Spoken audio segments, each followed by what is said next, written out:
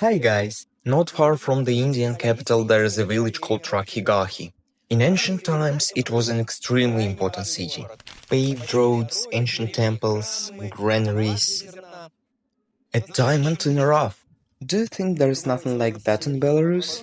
Let's grab our tickets and go.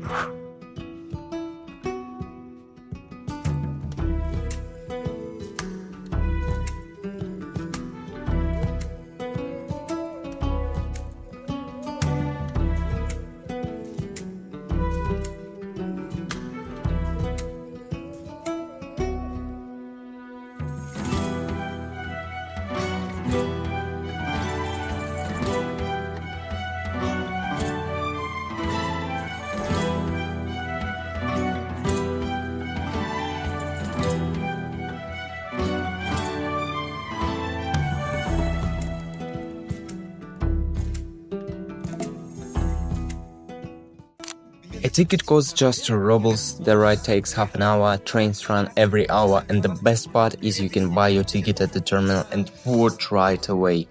Plus the Cityline trains are very comfortable and the half-hour journey will pass in a flash.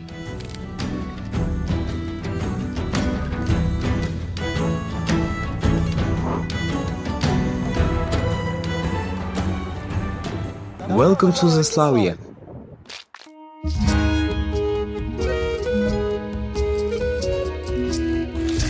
In 2025, the city celebrated 1040 years since its official founding. The legend of the city reads like a plot from Ramayana or the Puranas. According to legend, the Prince of Polotsk, a major city in the territory of Belarus at that time, decided to marry off his daughter.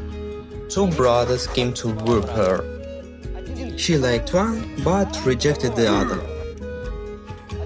The spurned prince was named Vladimir, and he killed his own brother and the princess's family.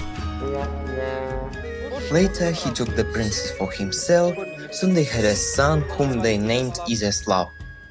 But one day the princess, seeking revenge against the prince, decided to kill him. The prince found out and in turn decided to execute her. To defend his mother, little Iziaslaw stood up. Then Vladimir sent them both away to her homeland.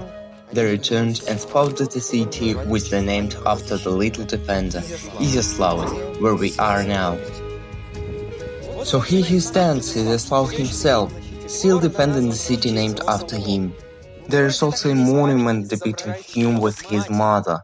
It is located on the other side of the central street. And as for here, we will come back.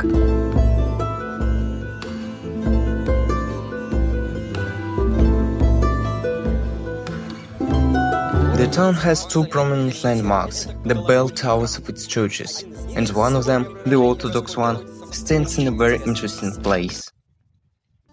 The town was originally founded elsewhere at the hill fort Zamkavaja. Here are a few photos from that site. But it was here that the city began to flourish. Today, a stern but beautiful church stands here. In India, you are probably used to temples adorned with thousands of sculptures. But in Belarus, churches served not only a religious function but also a defensive one. It is more like the mighty forts of Rajasthan, where behind the walls stood not only palaces but also sanctuaries. Faith and the defense of our homeland in Belarus have always been inseparable.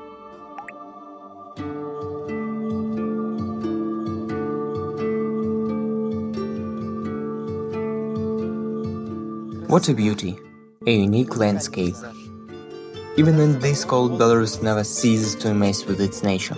Speaking of which, next to the rampart along the river there is a wonderful eco trail. It will easily transport you from the city's history into the quiet peace of Belarusian nature.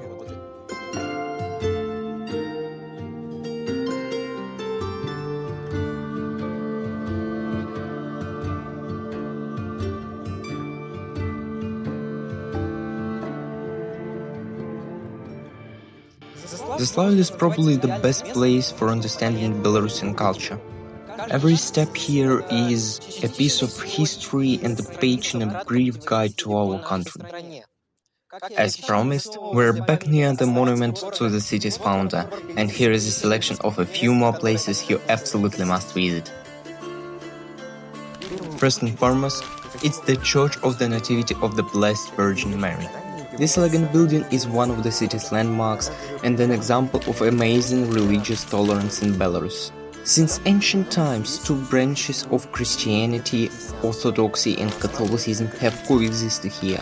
At different points of its history, the church has been both Orthodox and Catholic, yet all the relics have been preserved.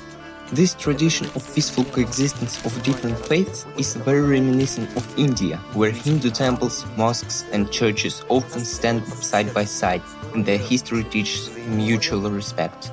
Additionally, there is a museum on the central square. Here you can get even closer to Belarusian culture, as it permanently hosts an exhibition of goblets and an exhibition of folk musical instruments. The museum is open from Tuesday to Sunday. Be sure to visit it while we move on. I've prepared something interesting for you.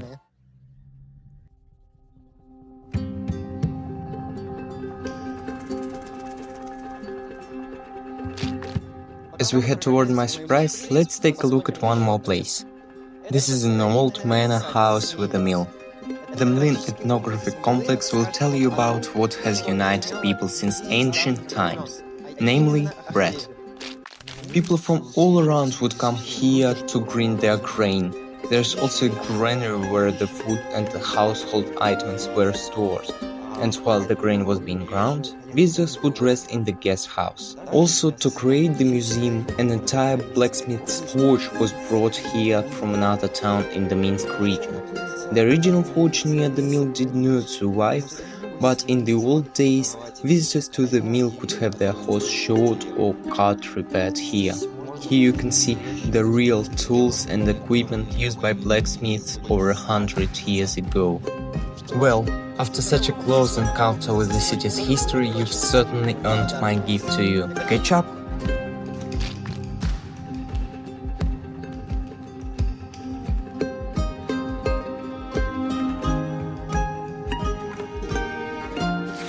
And here's my surprise. A special place in my heart is reserved for the Museum of Belarusian Malyavanka. Malyavanka are traditional paintings on fabric. In Indian culture, there are several similar examples, like Pichwai and Madhubani. The heavenly religious motifs of Malyavanka resemble the first one, while with the second, Belarusian Malyavanka shares an atmosphere of homely comfort and simplicity. The museum opened in 2023 and has already become a must-visit spot on the list of many guests of Zaslawje. This museum you can see authentic canvases by Belarusian artists. Malyavankas once hung in nearly every Belarusian home. Now some of them hang here in Zaslawje. Well, it's time to head home, and I hope you enjoyed my overview of the city. It's ready to welcome you standing with open arms. This was me, Kirill Busil, and welcome to Zaslawje. I should also note that the entrance fee for museums is very low. Currently, it's only 7 rubles, which is about that many rupees at the exchange rate. Additionally, students receive a discount upon presenting their student ID, and you can feel free to use it. In the description under the video you will also find addresses of the attractions and websites where you can learn more about them and find out about visiting prices and museum opening hours.